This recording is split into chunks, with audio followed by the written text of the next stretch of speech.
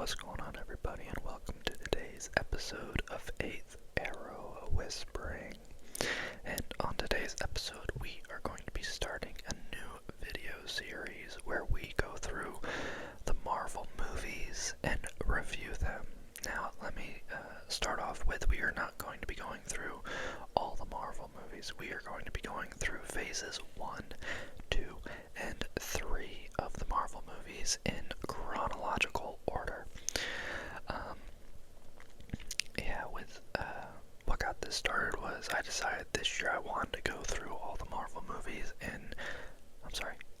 not all the Marvel movies, I wanted to go through the Marvel movies in chronological order for phases 1 through 3, which is starting at Captain America, the First Avenger, and ending at Marvel's Endgame. I'm going through this because I always wanted to go through the movies in chronological order, and I'm stopping at Endgame because that, for me, is where Marvel hit its peak. Post-Endgame, it's just been a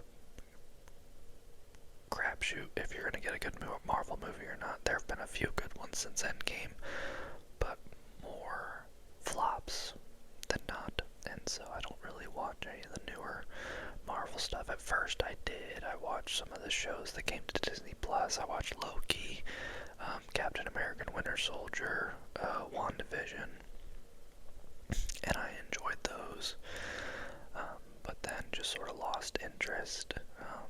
I enjoyed some of the movies that came post-Endgame. Shang-Chi was good. The Spider-Man movies were great. Guardians of the Galaxy 3 was good. That might be it. The rest of them that I saw sucked, in my opinion. This is all my opinion. You can disagree with me if you want. That's totally fine. But I just haven't liked the direction they've gone, and I haven't enjoyed them.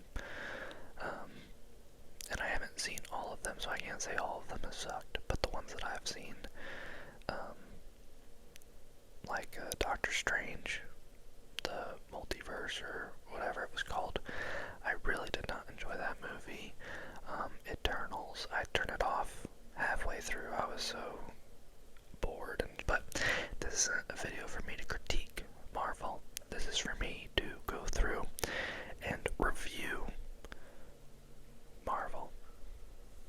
There might be some critiquing in that, but anyway, so with that being said, my goal is to have a new video every Monday of a Marvel movie in chronological order. So I've already watched Captain America, the First Avenger. I watched Captain Marvel, and then my wife and I just watched Iron Man 1. And it's been fun because my wife hasn't seen all the Marvel movies, so going through them with her, a lot of these are first time viewings for her, and that's been fun. And I haven't seen a lot of these in a really long time, so it's been fun going through them. The next one up will be Iron Man 2, and so we'll watch that. My goal is to watch,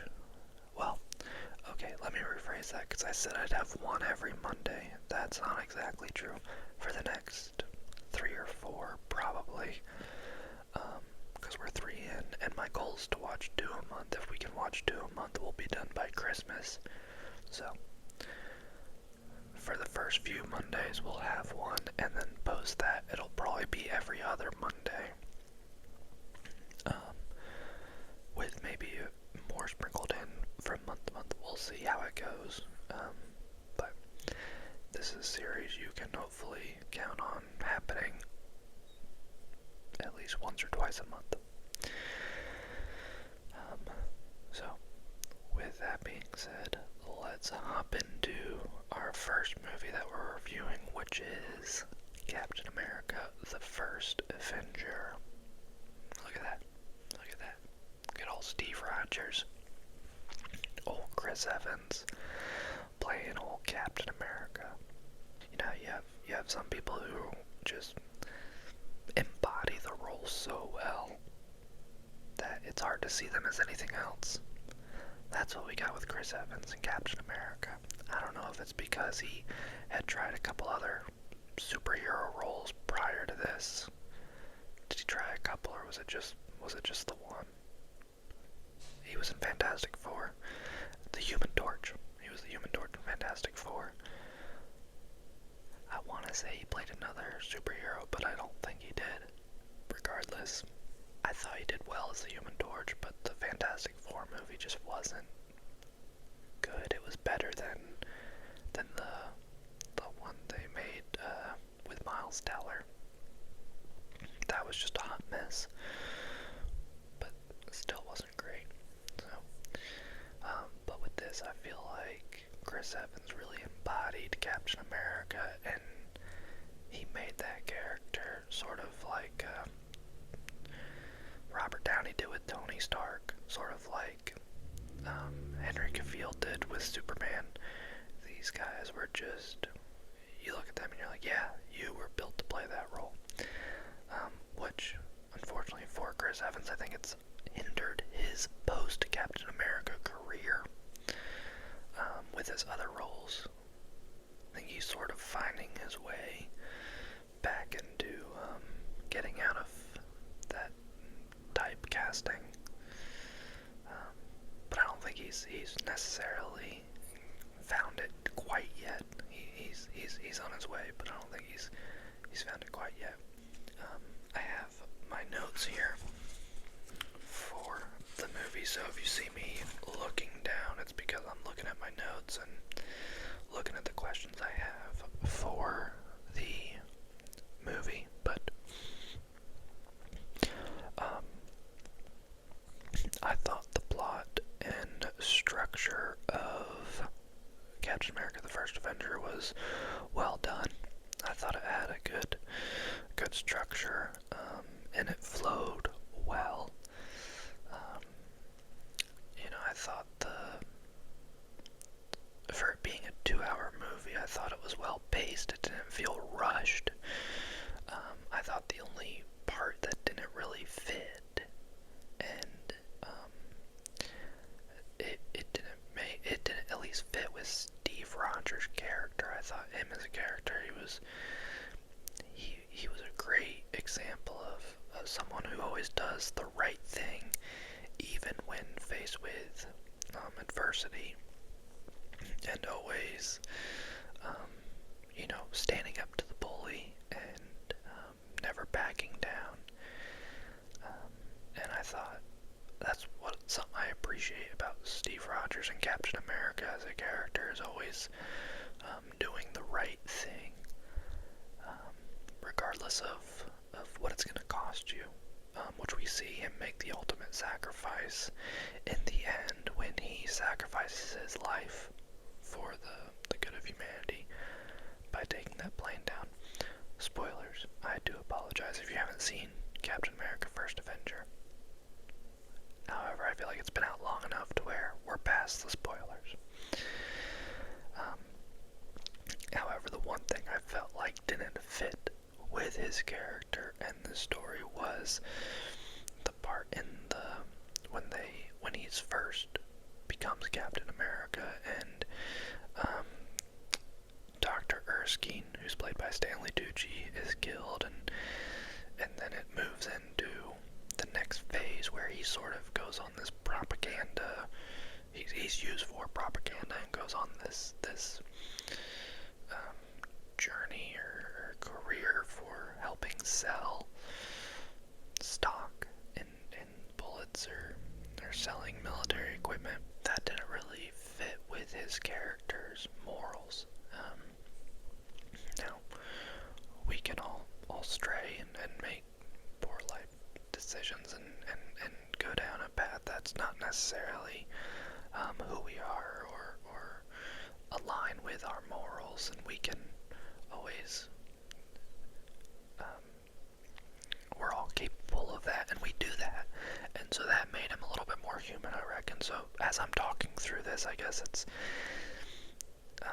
not necessarily in line with his character, but he didn't stay down that path. He got back on. He was reminded of what his purpose purpose was. And so I guess that is, now that I'm saying it out loud, it is a good thing they added in there. It makes him more human. And so I do, I guess, enjoy that aspect of it then. I guess that becomes a strength of the film rather than a negative of the film. Because he did go down that and sort of lose sight of what his original goal was. And then Peggy helped him turn him and help him remember why he was given these powers. So I digress. I take that back. That was a good part of the film. Again, the pacing was good for being a 2-hour and 4-minute movie, but it never seemed to drag it apart, or nothing ever seemed too short or too long for the movie. There was the only thing I wish, now this is more of I liked the character, I wanted to see more of him, was I wish Stanley Tucci's character, Dr. Erskine, I wish we could have seen more of him, just solely because I enjoy Stanley Tucci as an actor.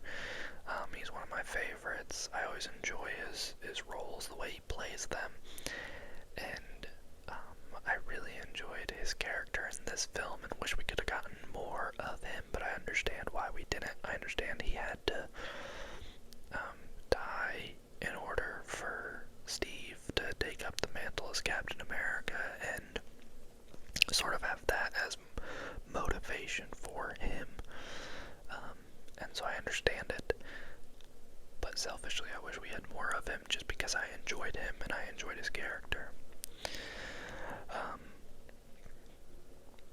And as a performance, I thought he did a phenomenal job with the character he had, and he was probably one of my favorite performances in the film, even though it was a shorter, smaller role. I thought it was a big role in the grand scheme of things, even though the airtime was shorter and smaller. And then I enjoyed the relationships in this movie between, Steve Rogers and Peggy. I enjoyed their back and forth, their chemistry that they built up through it, through the film, and then, the final moment with them on the phone was a very heartbreaking scene, and you feel for them in that moment, and just a love that never got to fully blossom. And so that is one that I did enjoy, and I'm a sucker for a good romance, and so the romance between them I found endearing and sweet. And then you have the Steve Rogers and Bucky relationship, which reflects that of just a good brotherhood and bond between them, and looking out for one another. It started off as Bucky always looking out for Steve when he was in binds, whether getting bullied or whatnot. You saw that, and their roles switched. When Steve finally got his shot and got his powers, he went and rescued Bucky, and just the love they have for one another, I thought was really, really good and fun to watch. And that continues in the Marvel movies, so I'm excited to see that. I have a different perspective on life now than when I first went through these movies, as they were coming out, right? And so I'm excited to see that relationship progress and that story continue in the later Marvel movies. Whereas before, when I was going through them, I had a different perspective, and I didn't enjoy them as much, or I just didn't find them as interesting, I guess.